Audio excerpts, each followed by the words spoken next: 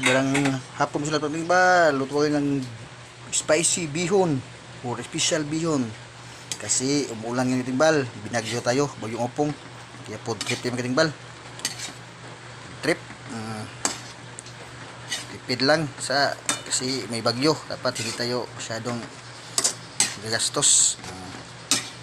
Mikos-mikos ko mga timbal kasi medyo malambot na siya. Lagyan ko ito ng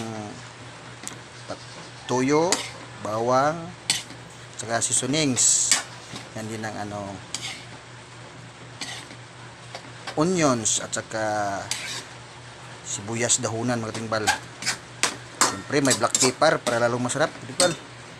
At ang topping natin ay karne norte para tipid at mabango din.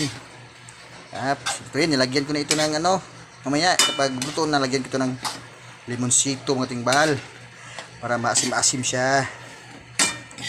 Food trip ta mga timbal. Time check 5:10 PM. Bahog na mga timbal. Mamaya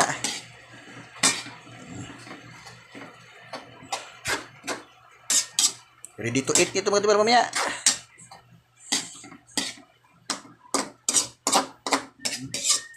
Karne norte ang toppings nito.